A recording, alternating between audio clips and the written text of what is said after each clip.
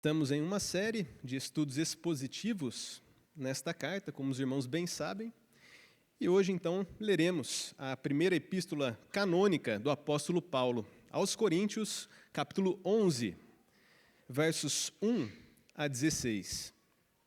Acompanhem com fé a leitura da palavra de Deus. Está escrito: Sede meus imitadores, como também eu sou de Cristo. De fato, eu vos louvo, porque em tudo vos lembrais de mim e retendes as tradições assim como vou-las entreguei. Quero, entretanto, que saibais ser Cristo o cabeça de todo homem, e o homem o cabeça da mulher, e Deus o cabeça de Cristo.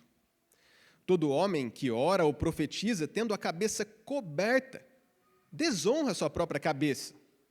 Toda mulher, porém, que ora ou profetiza com a cabeça sem véu, desonra sua própria cabeça, porque é como se a tivesse rapada. Portanto, se a mulher não usa véu, nesse caso, que rape o cabelo. Mas, se lhe é vergonhoso o tosquiar-se ou rapar-se, cumpre-lhe usar véu, porque, na verdade, o homem não deve cobrir a cabeça, por ser ele a imagem e glória de Deus, mas a mulher é glória do homem.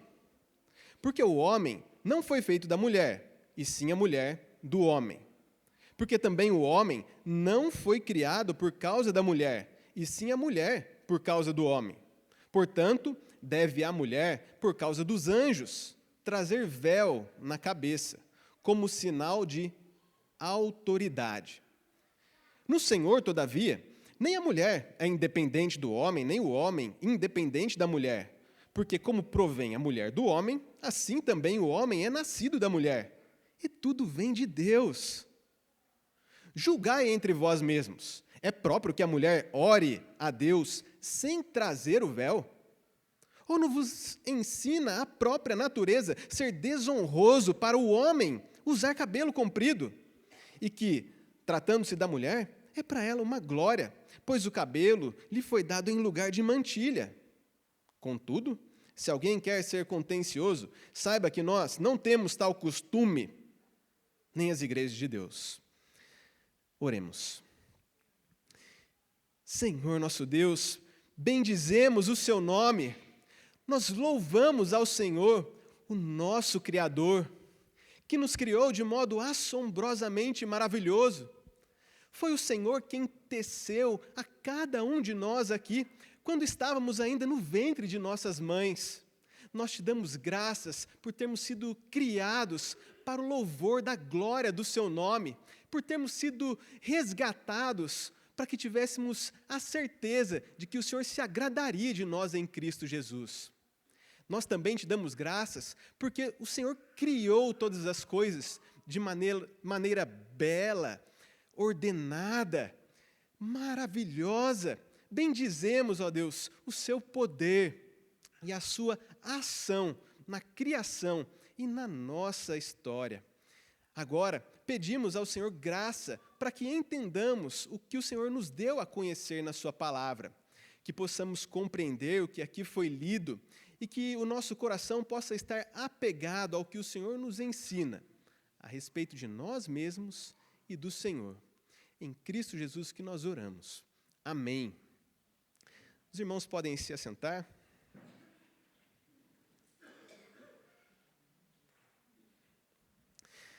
Em nossos dias, as pessoas estão bastante confusas sobre os padrões de Deus para a masculinidade e a feminilidade.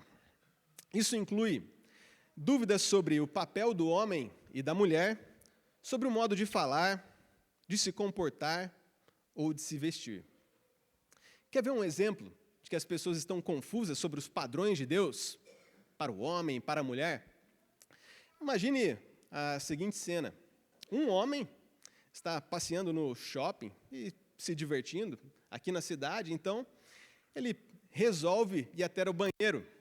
Estava próximo ali e indo até o banheiro, em direção à porta, ele percebe à sua frente um cabelo comprido mas não daqueles de que o cara acabou de sair do barbeiro, né? Mas tipo um cabelo que saiu do salão de beleza.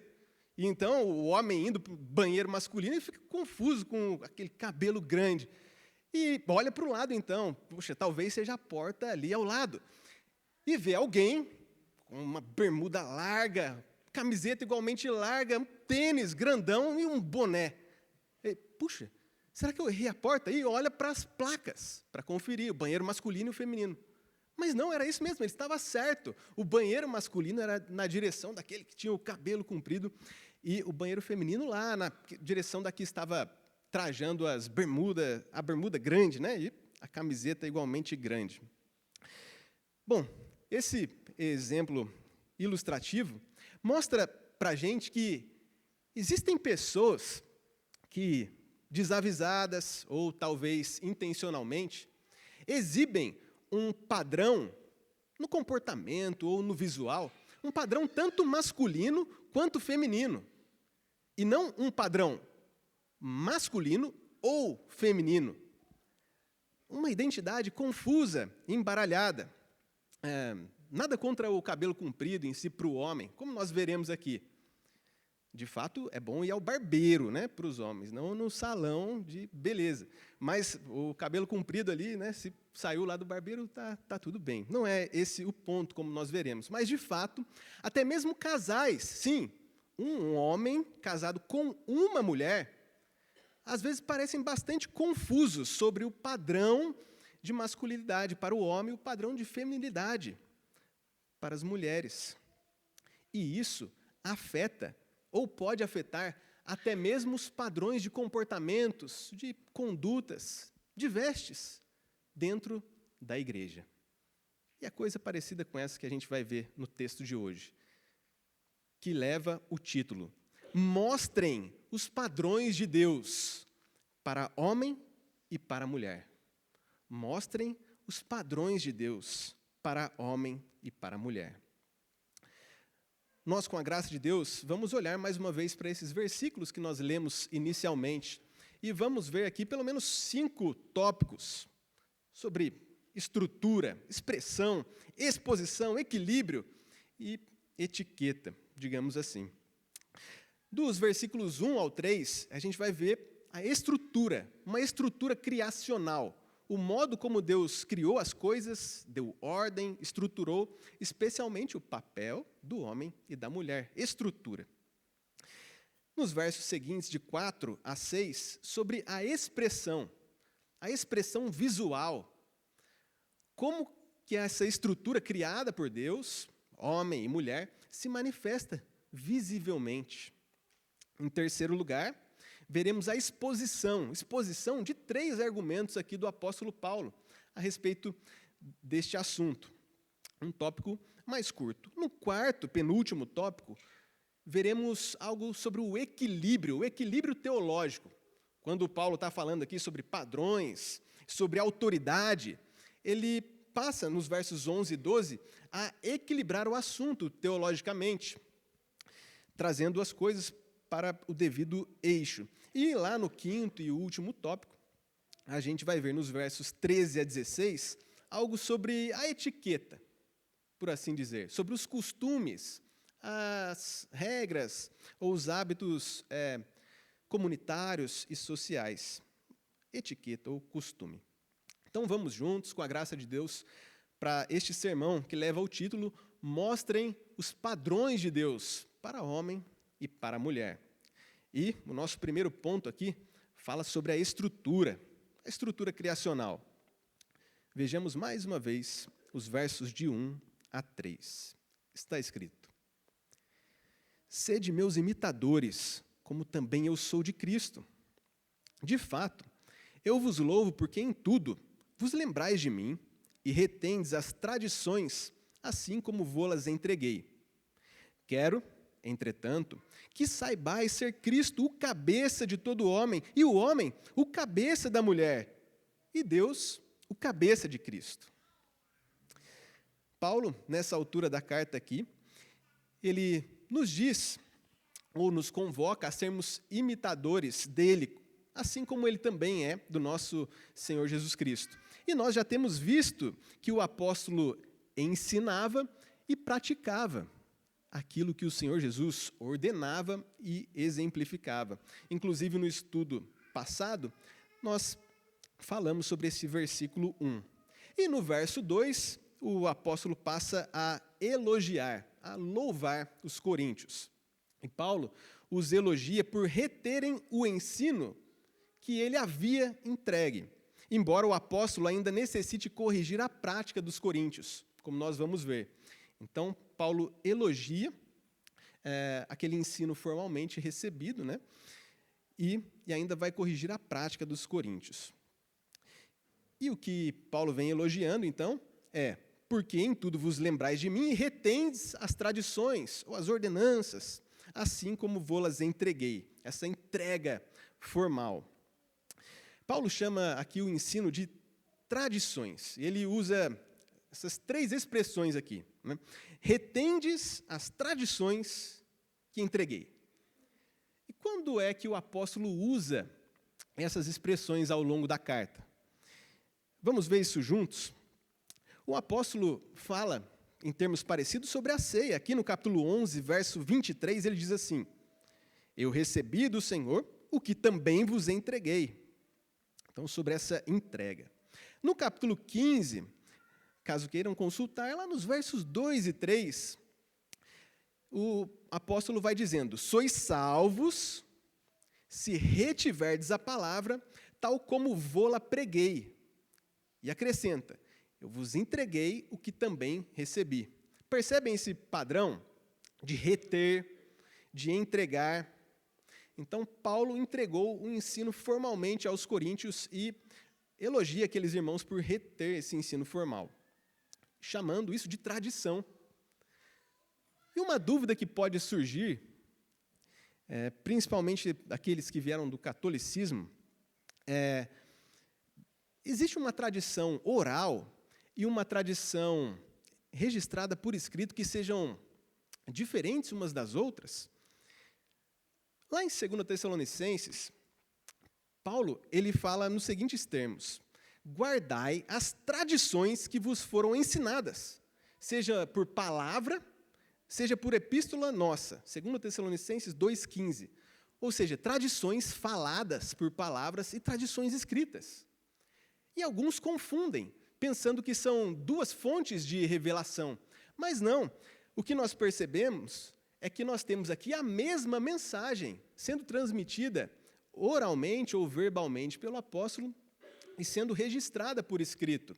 Percebemos isso tanto em Paulo quanto em Pedro, nos demais escritores. A mesma mensagem que eles falavam e que nós precisávamos conhecer foi a mensagem que eles deixaram registrada por escrito. E eles tinham essa preocupação. Por exemplo, Pedro, ele registra, lá nessa 2ª epístola, ele diz assim: mas, de minha parte, esforçar-me-ei diligentemente por fazer que, a todo tempo, mesmo depois da minha partida, conserveis lembrança de tudo. 2 de Pedro 1,15. Ou seja, Pedro estava preocupado em registrar aquilo que ele havia ensinado. É por isso que ele escreveu as 2 epístolas.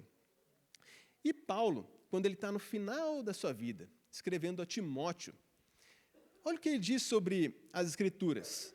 Ele fala: toda a Escritura é inspirada por Deus e útil. E aí ele cita: para o ensino, repreensão, correção, educação na justiça, a fim de que o homem de Deus seja perfeito e perfeitamente habilitado para toda boa obra. 2 Timóteo 3, 16 e 17. Ou seja, o registro, a palavra de Deus que nós temos aqui é suficiente, segundo o próprio apóstolo Paulo. Suficiente. Não há uma menção aqui de uma necessidade contínua, de uma tradição falada. Todo o ensino apostólico que as gerações futuras precisariam foram registrados nas epístolas. E os coríntios estavam sendo elogiados por guardar, então, esse ensino formal. O ensino de que nós necessitamos está aqui nesta epístola. No verso 3, ele traz aqui um entretanto, do nosso texto. Quero, entretanto, que saibais. Agora, Paulo, ele vai tratar de uma aplicação, uma prática a respeito de um ensino que ele já havia entregue aos coríntios. Quando ele diz, quero que saibais, não é que ele estava ensinando algo novo aos coríntios. Ele estava trazendo um lembrete, à semelhança do que acontece no capítulo 12, 1. Paulo diz, não quero que sejais ignorantes. Ou lá no 15, 1, quando ele diz, venho lembrar-vos. Ou seja, Paulo quer que os coríntios se lembrem, que não sejam ignorantes, que saibam de algumas coisas práticas a respeito do seguinte ensino que ele coloca aqui. Quero que saibais ser Cristo, o cabeça de todo homem, o homem, o cabeça da mulher, e Deus, o cabeça de Cristo. O que é que significa ser o cabeça? Nós podemos perceber aqui do nosso próprio texto que significa ter autoridade, posição de autoridade. Se a gente consultar o verso 10 do nosso texto, a gente percebe que faz menção a um sinal de autoridade. E Cristo é o cabeça de todo homem. Lá no capítulo 15, Paulo chama o nosso Senhor Jesus Cristo de o segundo Adão, ou o último Adão. O nosso Senhor Jesus, ele é o representante da raça humana redimida, da nova criação. Ele é o cabeça, é a autoridade sobre os homens. Naquilo que o primeiro Adão falhou, sendo representante da raça, o nosso Senhor Jesus Cristo cumpriu tudo perfeitamente. O nosso cabeça, o cabeça dos homens. E o homem é o cabeça da mulher. Se a gente se lembrar de Gênesis, a gente vai ver que o homem ele foi criado primeiro. Paulo argumenta, escrevendo para Timóteo, que isso mostra liderança masculina. Criado primeiro. Foi o homem quem recebeu a ordem de Deus para não comer do fruto. E quando deu tudo errado da perspectiva humana, lá no Jardim do Éden, né, quando o casal falhou, o homem quem foi chamado a prestar contas. É liderança, autoridade, o cabeça da mulher. E isso não quer dizer que a mulher é inferior em essência aos homens. Por quê? O apóstolo acrescenta aqui, Deus, o cabeça de Cristo. Nós sabemos que existe um só Deus, 3 pessoas, Pai, Filho e Espírito Santo, iguais em poder, em glória e em ser. Mas ainda assim, na atuação de Deus, na história da salvação, o Senhor Jesus ficou subordinado ao Pai. Certa vez, o Senhor Jesus disse, nada faço por mim mesmo, mas falo como o Pai me ensinou. João 8, 28. Nós vemos, então, o Senhor Jesus obedecendo ao Pai. E o Pai, na atuação da história da salvação, como o cabeça de Cristo. Portanto, a questão da submissão não é inferioridade, nem para Cristo, sendo Deus, nem para as mulheres, sendo iguais aos homens em essência, mas diferentes em função. Daqui nós aprendemos já o seguinte: homens, vejamos o nosso modelo de autoridade. Cristo é o nosso cabeça. É com ele que devemos aprender sobre a liderança. Uma liderança sacrificial, um líder servo, autoridade sim, mas até ao ponto de viver uma vida perfeita em nosso favor e de morrer a nossa morte. Uma autoridade que se entrega em favor daqueles que estão debaixo de seu cuidado. Esse é o nosso modelo. É o nosso modelo de autoridade no nosso lar. Seja na ocupação de cargo de liderança na igreja, o Senhor Jesus Cristo, cabeça dos homens, líder, uma liderança sacrificial. E mulheres, vejam a beleza da submissão. Cristo, o nosso Senhor, atuou como submisso ao Pai na história da nossa salvação. Então vocês, mulheres, estejam em apoio alegre, consciente, voluntário a essa liderança masculina. Vocês, mulheres casadas, submissas voluntariamente aos seus maridos. e cada uma das irmãs da igreja, submissas, por exemplo, aos pastores. E desde já, percebamos então, o assunto aqui da nossa carta, e especialmente desse trecho, né, o assunto é autoridade e submissão. A gente viu agora a estrutura criacional. O assunto aqui não é, em última instância, sobre um véu que as mulheres deveriam usar. Não é sobre o pano ou sobre o tecido, mas sobre a representação visual de submissão e autoridade, e é sobre as distinções dadas por Deus entre homens e mulheres. Aqui está a teologia, o conteúdo do nosso texto, então. Os padrões de Deus para homens e mulheres. Autoridade e submissão. Esse é o assunto e não o tecido em si. Lembram-se quando no capítulo 8, o apóstolo Paulo ele disse o seguinte, tratando lá daquelas carnes sacrificadas aos ídolos, ele falou, não é a comida que nos recomendará a Deus, pois nada perderemos se não comermos, nada ganharemos se comermos. 1 Coríntios 8:8. O assunto, lá também, se tratando das carnes sacrificadas, em última instância, não era somente sobre comer ou não comer, era por que agir desse ou de outro modo. E nós aprendemos os motivos, né, pelos quais nos preocuparmos, então, com os nossos irmãos, com a edificação deles. E da mesma forma que, em última instância, não era sobre comida e bebida, aqui também o foco não está no véu ou o pano em si, mas sobre o contexto no qual a situação acontece. Em resumo, nesse primeiro ponto, nós vimos essa estrutura criacional, a autoridade. Desde Gênesis, nós já temos visto os padrões de Deus para homem e para mulher. E agora, no nosso segundo ponto, veremos sobre a expressão visível desses padrões. Acompanhe mais uma vez os versos 4 a 6. Todo homem que ora ou profetiza tendo a cabeça coberta, desonra sua própria cabeça. Toda mulher, porém, que ora ou profetiza com a cabeça sem véu, desonra sua própria cabeça, porque é como se a tivesse rapada. Portanto, se a mulher não usa véu, nesse caso, que rape o cabelo. Mas, se lhe é vergonhoso tosquiar-se ou rapar-se, cumpre-lhe usar véu. Primeira observação sobre esse trecho. O que tem em comum aqui sobre homens e mulheres? Versos 4 e 5 falam, todo homem que ora ou profetiza, toda mulher que ora ou profetiza. O que a gente percebe aqui, desde já, é que trata-se do ambiente de culto. Paulo está tratando da estrutura criacional, a autoridade e submissão dentro do ambiente de culto.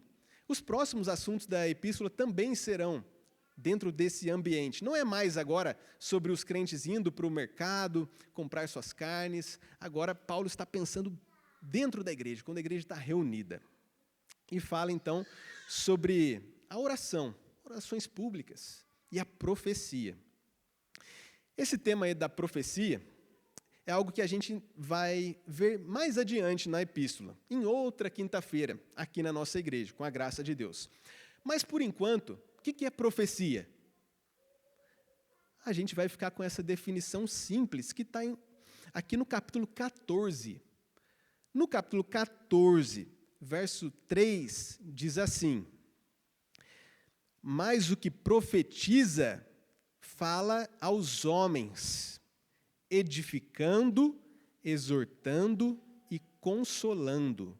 1 Coríntios 14, 3.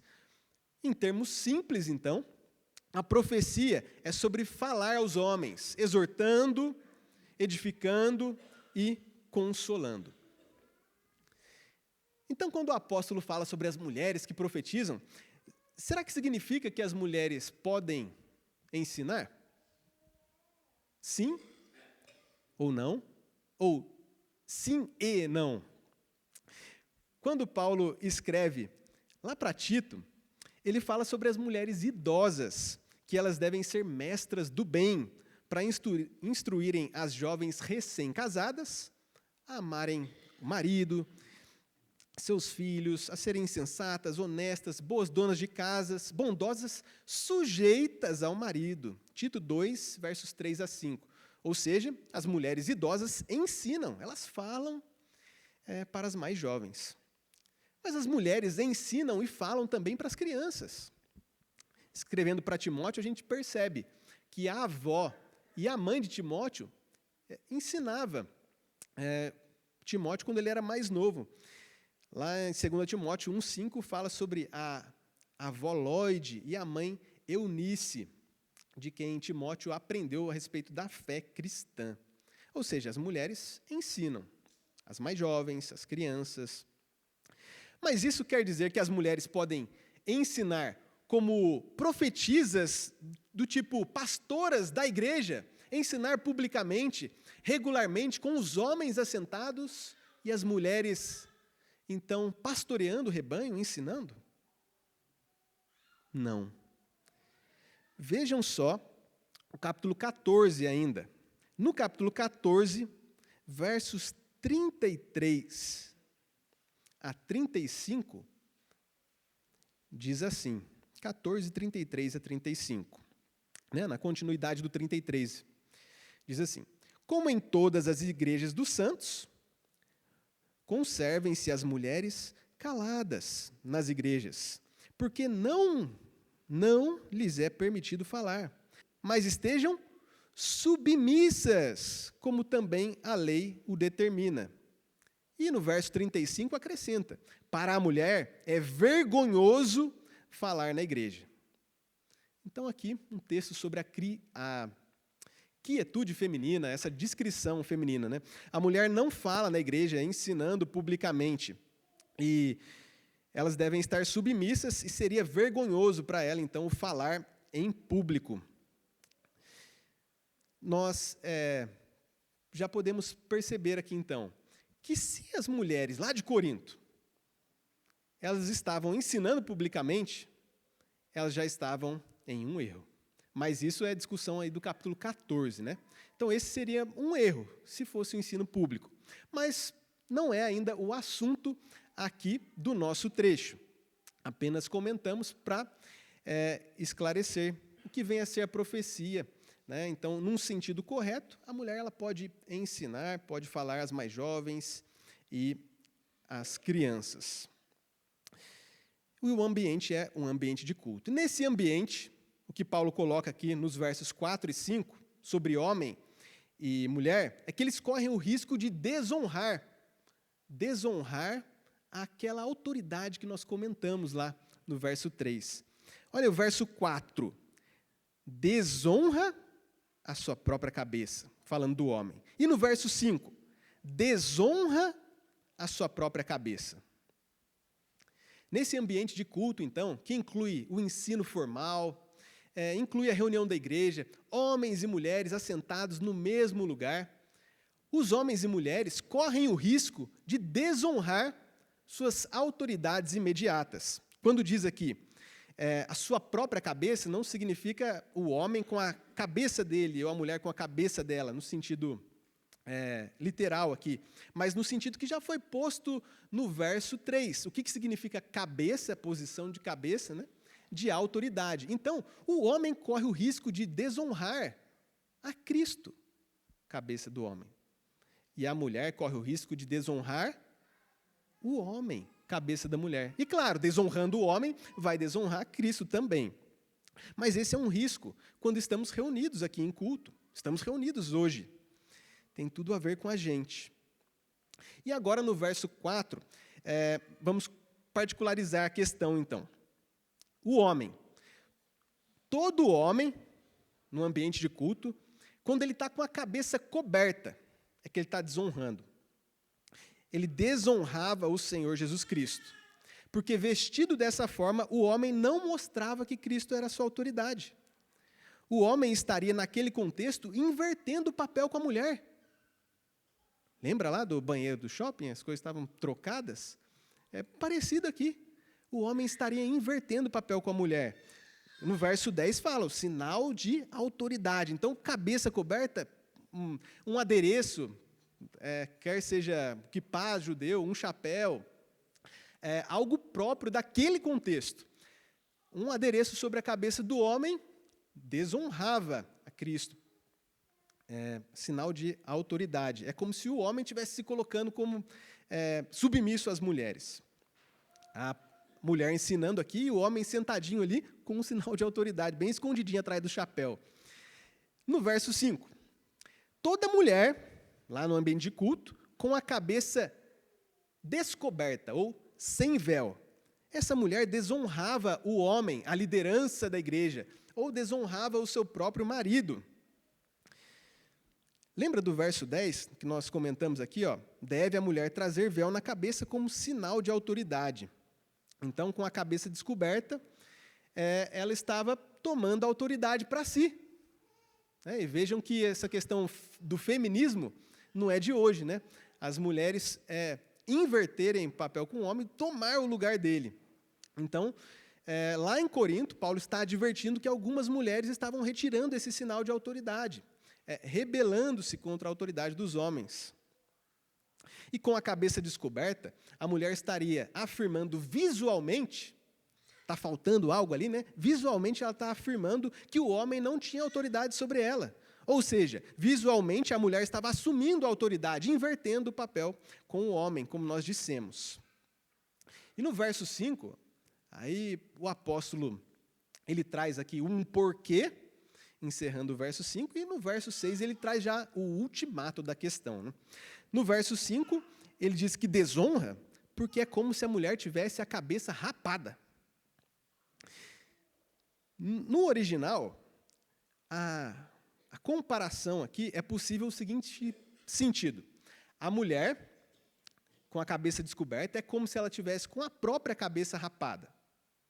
Era vergonhoso para a mulher, a glória dela teria sido tirada, né? A beleza feminina, da submissão, e é como se ela tivesse com a cabeça rapada. Essa é uma possibilidade. Mas a outra possibilidade do original aqui é que ela estaria, de igual forma, com a que se rapa, com uma outra mulher que tinha a cabeça rapada. A tradução que traz isso, por exemplo, é a tradução interlinear da Sociedade Bíblica. Traz que a mulher sem véu está parecendo a outra que está com a cabeça rapada. E a NTLH, embora seja uma tradução mais dinâmica, também traz isso, que não teria nenhuma diferença entre a mulher, faltando lá o sinal visível, né? A mulher sem véu e a outra com a cabeça rapada. Quando a gente consulta alguns livros históricos, né? Extra-bíblicos, esses livros nos contam que as mulheres insubmissas e imorais que ministravam em templos pagãos tinham a cabeça rapada. Elas, de Corinto, então, crentes, tirando o véu, iam se parecer com as rebeldes e imorais lá do templo pagão, como se tivessem rapado a cabeça. Fato é, então, que essas duas atitudes, a cabeça descoberta ou rapada, naquele contexto, desonrava o marido, a liderança da igreja, e era uma vergonha para a própria mulher, o fato dela assumir a autoridade, uma vergonha. Era uma desonra e uma vergonha públicas. Nós aprendemos aqui, então, que Deus quer que nós cuidemos de honrar o Senhor Jesus e as autoridades representativas na igreja. As mulheres, elas devem empenhar-se no uso dos seus dons para servir a igreja, afirmando alegremente a liderança masculina. Lembram-se da Lloyd, a senhora Eunice, as idosas que ensinavam as mais jovens? É assim que as mulheres devem proceder, com toda submissão, quietude, claro, muito ativas, como sempre, né? Como essas mulheres, como outras nas Escrituras, muito ativas, mas debaixo de submissão. E os homens? Nós aprendemos aqui que a honra vem do seguinte: os homens, por exemplo, que estiverem em prova ou no preparo para o ministério, eles devem abraçar o peso da responsabilidade nas tarefas de liderança.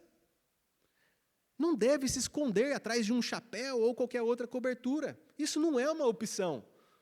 O homem é chamado a assumir o peso da responsabilidade.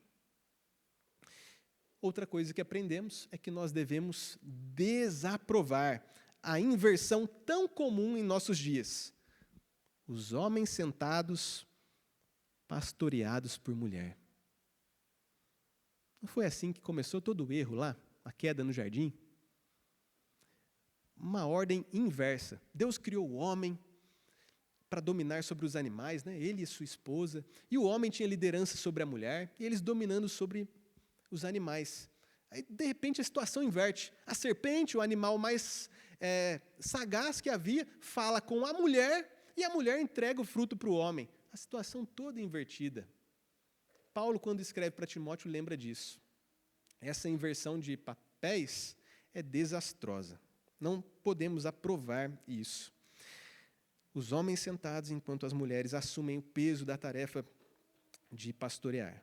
E no último tópico a gente vai falar ainda sobre o aprendizado de manter, então, essas distinções, esses padrões para homem e para mulher.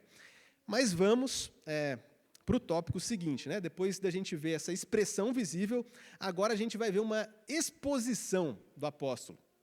3 argumentos ele traz aqui a respeito desses padrões. Versos 7 a 10. Verso 7 em diante. Porque, na verdade, o homem não deve cobrir a cabeça, por ser ele imagem e glória de Deus, mas a mulher é glória do homem. Porque o homem não foi feito da mulher, e sim a mulher do homem. Porque também o homem não foi criado por causa da mulher, e sim a mulher por causa do homem. Portanto, deve a mulher, por causa dos anjos, trazer véu na cabeça como sinal de autoridade. Então, 3 porquês aqui, né? 3 argumentos do apóstolo Paulo até ele trazer esse portanto. Num ponto mais breve aqui, a gente vê esses 3 argumentos que nos levam lá para a criação em Gênesis, assim como a gente já tem notado aqui. Autoridade, submissão, a gente lembra da criação. E o primeiro porquê aqui, que o apóstolo traz, é que o homem é imagem e glória de Deus. Em assunto de autoridade, o homem glorifica a Deus por ser o vice-rei da criação e espelhar o domínio de Deus. E a mulher, sendo glória do homem? A gente pode lembrar lá de Provérbios. A mulher virtuosa, ela é a coroa do seu marido. Provérbios 12, 4. Então, o primeiro argumento é esse. O homem glorificando a Deus, trazendo glória a Deus, o vice-rei, espelhando o domínio de Deus na criação. E a mulher é glória do homem, a ajudadora, como a gente vai ver também no argumento mais adiante. Então, o primeiro argumento é esse. O segundo argumento sobre os padrões é que o homem não foi feito da mulher, mas a mulher foi feita do homem. É um argumento que nos lembra que o homem foi criado primeiro. A mulher foi feita a partir da costela do homem. Lembram-se lá daquela primeira cirurgia no Éden? Então, existe uma diferença funcional entre homem e mulher, que já pode ser percebida nisso. O homem criado primeiro, a mulher depois. Quem nos fala isso é Paulo, o apóstolo, como nós já comentamos. Lá em 1 Timóteo 2, versos 12 e 13, ele diz assim: E não permito que a mulher ensine, nem exerça autoridade de homem. Esteja, porém, em silêncio, porque primeiro foi formado Adão, depois Eva. Esse é o argumento de Paulo, escrevendo para Timóteo e aqui também, para os coríntios. A liderança cabe ao homem, porque ele foi criado primeiro. E o terceiro e último porquê, argumento, é esse, que o homem não foi criado por causa da mulher, e a mulher criada por causa do homem. Isso aponta para a complementaridade entre homem e mulher. A mulher como auxiliadora idônea, e ambos, então, completando-se em suas tarefas, em suas funções. É por isso, então, que a mulher devia trazer o véu, esse sinal visível, lá daquela época, de que ela estava submissa, debaixo de autoridade, debaixo de liderança. E o apóstolo, ele chega a acrescentar aqui, né? Portanto, deve a mulher, por causa dos anjos, trazer véu na cabeça como sinal de autoridade. Anjos é uma palavra, a gente sabe que pode ser traduzida como mensageiros ou entendida literalmente como seres celestiais. Em ambos os casos, a situação é a mesma, que as mulheres do ambiente de culto devem mostrar-se submissas, porque tanto os mensageiros, os pregadores da igreja precisam observar isso, quanto também os anjos, que observam a história da redenção e eles mesmos são ministradores de Deus, enviados para aqueles que hão de herdar a salvação. Submissão à autoridade. 3 argumentos que nos levaram para Gênesis. E ainda, aqui no 4º ponto, e breve ponto, nós vemos um equilíbrio teológico. Nos versos 11 e 12. Traz assim: no Senhor, todavia, nem a mulher é independente do homem, nem o homem independente da mulher. Porque como provém a mulher do homem, assim também o homem é nascido da mulher. E tudo vem de Deus. Vejam, quanta beleza, essa complementaridade, essa interdependência entre homem e mulher. Não é uma questão de superioridade ou inferioridade, em essência, é uma questão funcional. E a beleza está nisso, que o homem foi criado primeiro, e depois Eva, a mulher. Mas é bem verdade que todo valente, todo guerreiro, nasceu de uma mamãe, não é mesmo? E tudo isso vem de Deus, que criou as coisas com ordem, com beleza, coisas que devem funcionar como Ele mesmo nos ensina, o Criador de todas as coisas. É o que nós vemos aqui, então, essa interdependência que tem tudo a ver com a complementaridade que nós já comentamos. E aqui está um equilíbrio teológico, então. Às vezes, quando a gente está falando de autoridade, submissão, corre o risco, né, do irmão chegar bravão lá em casa, né? Eu sou autoridade aqui, ó. E, de repente, confundir as coisas, né? Esquecendo de Cristo, o líder servo sacrificial, né? Então, é bom equilibrar as coisas, né? Olha, irmão, não é uma diferença em essência, não. É uma diferença em função. E a mulher, inclusive, é o vaso mais frágil, né? Tem que ser tratada ali com todo cuidado. Então, é bom equilibrar as coisas teologicamente aqui, lembrando dessa interdependência. Mas o último ponto é aquele da etiqueta, do costume ali, daquelas regras lá de Corinto. Isso está nos versos 13 a 16. Acompanhe a leitura. Julgai entre vós mesmos, é próprio que a mulher ore a Deus sem trazer o véu? Ou não vos ensina a própria natureza ser desonroso para o homem usar cabelo comprido? E que, tratando-se da mulher, é para ela uma glória, pois o cabelo lhe foi dado em lugar de mantilha. Contudo, se alguém quer ser contencioso, saiba que nós não temos tal costume, nem as igrejas de Deus. Nesse último ponto, então, vamos olhar inicialmente o verso 16. Contudo, se alguém quer ser contencioso, saiba que nós não temos tal costume, nem as igrejas de Deus. O costume aqui é a tal regra de etiqueta, né? Coloquei essa etiqueta para combinar com os outros tópicos, né? Tudo com um E ali para, de repente, facilitar. Então, é um costume, era um hábito, algo ali da cidade. Havia um costume das mulheres orarem com um véu ou com a cabeça coberta, como a gente vai ver. Costume, essa palavra já apareceu aqui, 1 aos Coríntios, no capítulo 8, verso 7, disse assim, por efeito da familiaridade com o ídolo. Familiaridade era o costume. Aquelas pessoas, os crentes lá de Corinto, quando eles se converteram, eles tinham uma longa história ali de idolatria. E que conversão bonita, né?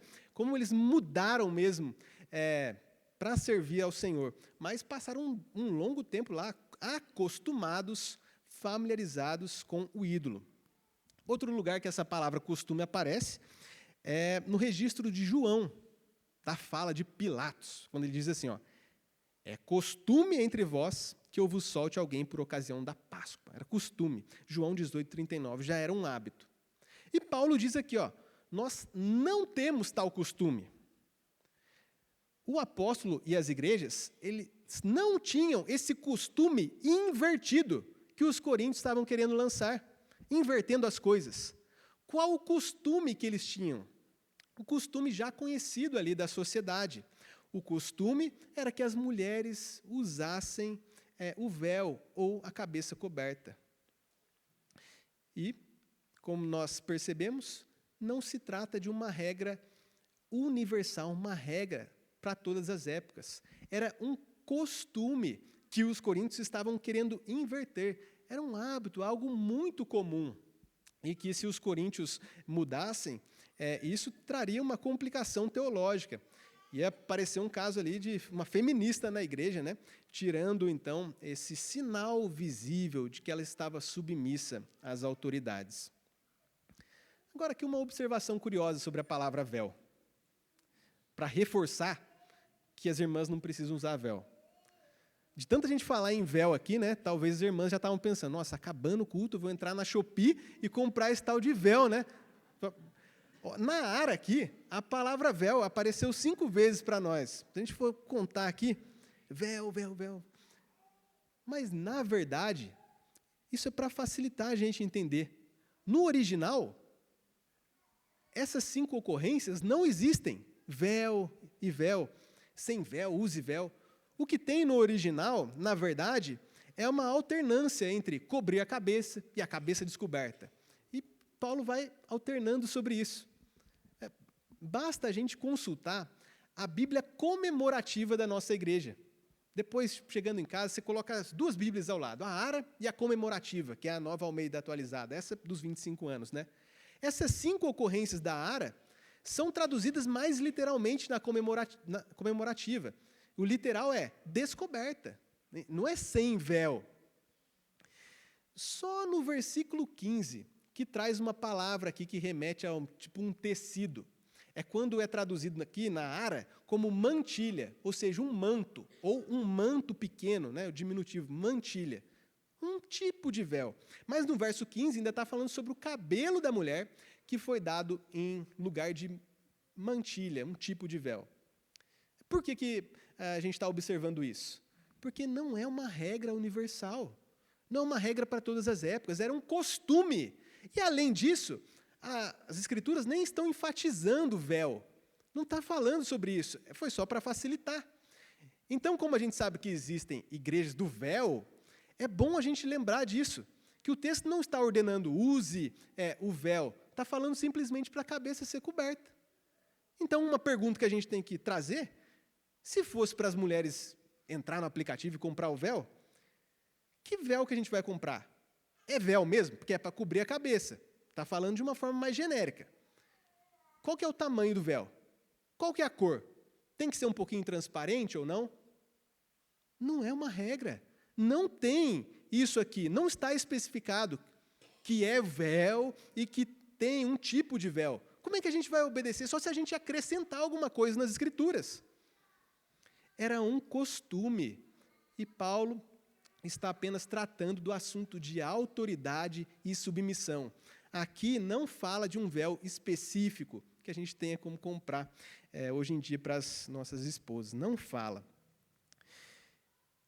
Uma situação em que aparece aí uma cultura, né, de as mulheres usando véu, na Bíblia, é uma cena romântica, lá de Rebeca e Isaac. Quando Abraão, o pai de Isaac, ele manda um dos servos para buscar uma esposa para Isaac, o filho, o servo chega até Rebeca e conta as Escrituras, lá em Gênesis 24, que quando Rebeca levantou os olhos e viu Isaac, depois de ter conversado com o servo, ela desceu do camelo no mesmo instante e ela ainda perguntou ao servo, quem é aquele homem que vem pelo campo ao nosso encontro? E quando o servo respondeu, é meu senhor, Rebeca cobriu o rosto com o véu. Um sinal de submissão, de decoro, de recato. É o que a gente vê como cultura, lá muito antigamente, e que transparece um uso, ao menos parecido, na ocasião aqui de Corinto, um véu, decoro, quietude e submissão feminina. Essa história romântica, né, então, de Rebeca e Isaac, Está lá em Gênesis 24, os versículos são 64 e 65. Do que é que o nosso texto realmente trata aqui, então? Sobre o sinal de autoridade, sobre esse decoro, essa descrição, submissão feminina. E os versos restantes aqui, né, que faltaram ainda. Verso 13. Julgai entre vós mesmos. É próprio que a mulher ore a Deus sem trazer o véu? Lembra lá, hein, de comparar. É sem a cabeça coberta. O véu só para facilitar. Então, é próprio que elas orem a Deus com a cabeça descoberta? Não, não era apropriado. Não convinha que as mulheres ficassem com a cabeça descoberta, sem o véu, naquele contexto. Verso 14. Ou não vos ensina a própria natureza ser desonroso para o homem usar cabelo comprido? E que, tratando-se da mulher, é para ela uma glória? Aqui, além de refletir o costume, né, as mulheres com cabelo comprido, isso sendo uma glória, uma beleza para a mulher, e uma vergonha para o homem, Paulo fala também sobre a natureza. Ele diz aqui, não vos ensina a própria natureza ser desonroso para o homem usar cabelo comprido? O que significa essa palavra natureza? A gente deve considerar no mesmo uso que o apóstolo já faz, em outras cartas, especialmente em Romanos. Quando Paulo escreve aos Romanos, falando sobre a natureza, ele está falando do homem como originalmente criado, ainda que depois ele fala sobre a queda e a natureza, então, deformada, né? Mas lá em Romanos 2, 14 e 15, Paulo usa essa mesma palavra da natureza. E ele diz assim: quando, pois, os gentios que não têm lei procedem por natureza de conformidade com a lei. Ou seja, até os descrentes, os gentios, em alguns momentos, por natureza, eles procedem de conformidade com a lei. Já viu um marido que é descrente e que, pelo menos externamente, ele cuida bem da esposa, provê para o lar dele, ele aparentemente dá um estudo moral correto para os seus filhos. Isso é porque é o que Paulo fala lá em Romanos 2, 14 e 15. Ele age por natureza, naquela norma gravada no coração, a lei da consciência. Né? A consciência, mesmo quando alguns aqui eram descrentes, né, a consciência já não ficava acusando. Isso que eu vou fazer errado. Nossa, vou aprontar, né? Consciência, ora acusa, ora defende. Então, é nesse sentido. A natureza, originalmente criada por Deus, já iria trazer um desconforto para o homem se ele começasse a aparecer com uma mulher. Né? Naquele contexto, as mulheres com o cabelo longo, ia trazer um desconforto para ele. Porque o homem tem uma certa consciência do que Deus requer. Lá em Romanos 1, depois de falar sobre aqueles pecados todos lá de inversão, né? Homem cometendo torpeza com homem, mulher mudando o modo natural, diz que os homens sabem da sentença de Deus. Mesmo conhecendo a sentença de Deus para o que tais coisas praticam, os homens não somente praticam, mas também aprovam essa inversão de papéis. Então, os homens conhecem, por natureza, eles têm um certo conhecimento, a lei da consciência, né? Então, a própria natureza humana, ainda que desfigurada pela queda, ensina que existem distinções entre homens e mulheres. O que acontece, lá em Romanos 1 mostra, é que os homens, eles sufocam a verdade de Deus.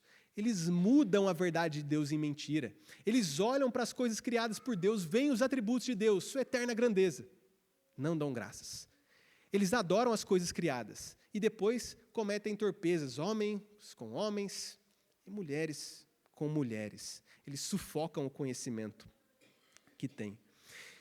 Então, o cabelo comprido aqui, do homem sentir vergonha, era por conta mesmo do contexto. Ele não ia querer se parecer com uma mulher. O cabelo comprido, ele não é uma desonra em todos os lugares, de todos os modos, para os homens. Lembra do voto de Nazireu? O Nazireu conhecido lá é o Sansão, provavelmente Samuel também, né? Não passaria navalha sobre o cabelo, ou seja, o cabelo grande, o voto de Nazireu. E isso não era vergonhoso.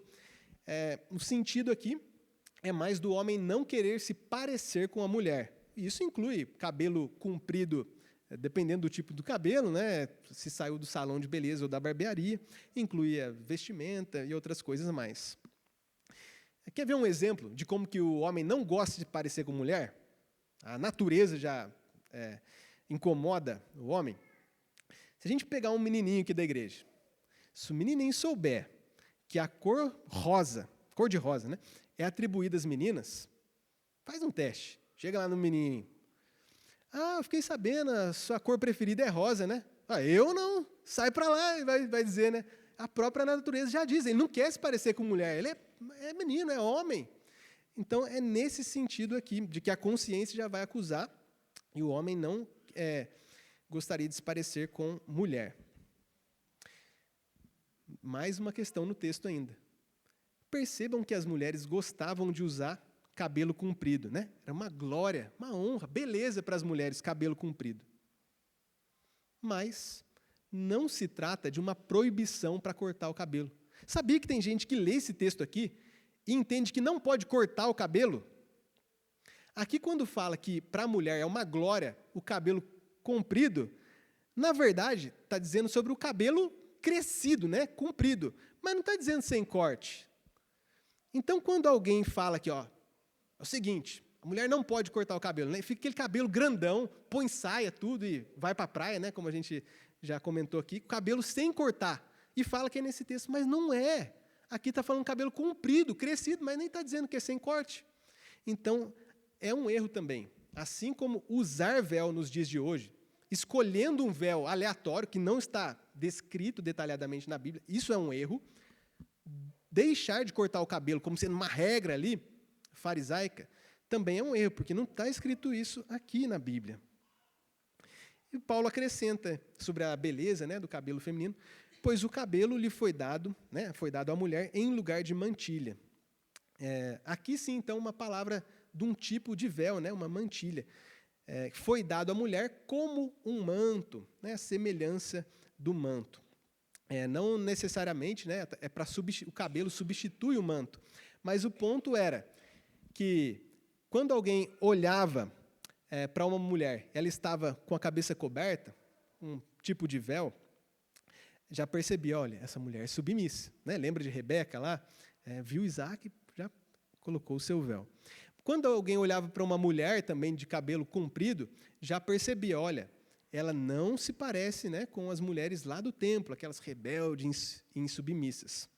Então, o cabelo longo para a mulher em Corinto exibia o princípio que a cobertura representa no culto. Olhava para a mulher, cabelo comprido, honra, modéstia e distinção. Então, finalmente, daqui nós aprendemos que nós não devemos anular as diferenças entre homens e mulheres. Nós não podemos anular essas diferenças. Existem diferenças na função, mas a gente percebe também diferença na estética, né, no visual, no tipo de roupa, no comportamento, no modo de falar. Homens e mulheres são essencialmente iguais, mas são diferentes em muitos aspectos. E ainda mais, em nossos dias, em que as coisas estão meio embaralhadas, meus amados irmãos, como aprendemos hoje, mostrem os padrões de Deus para homem e para mulher, a começar do nosso culto aqui, tratando de submissão e autoridade. Oremos. Senhor nosso Deus, mais uma vez, louvamos o seu nome, porque o Senhor criou tudo com ordem, com beleza, toda essa interdependência, homem e mulher, completando-se mutuamente para servir o Senhor, para glorificar o seu nome, em como administram as coisas criadas. Bendizemos ao Senhor. Mas também pedimos ao Senhor perdão pelos nossos pecados. Perdoa-nos, ó Deus, enquanto nós, homens, se em algum momento fomos colocados de lado, nós mesmos, por nossa própria vontade, nos omitimos, deixamos as nossas esposas falharem, ó Deus. E assim como Adão, somos culpados de grande erro, como nos omitimos, deixamos a responsabilidade, pedimos perdão ao Senhor por isso, quando nos escondemos. Que o Senhor também conceda perdão a cada uma das irmãs da igreja, se em algum momento elas falharam em sua submissão devido ao marido, à liderança da igreja, ao Senhor, em última instância, que o Senhor nos perdoe e nos ajude, ó Deus, capacitados pelo Espírito Santo, confiando em Cristo, a exibir a beleza do que o Senhor criou, os padrões, um padrão para homem, um padrão para mulher. Que o Senhor nos ajude a exibir isso no culto e também em nossos lares. Que em tudo o Senhor seja glorificado e que os descrentes, os de fora, possam olhar para a sua igreja, ver ordem, beleza, verdade.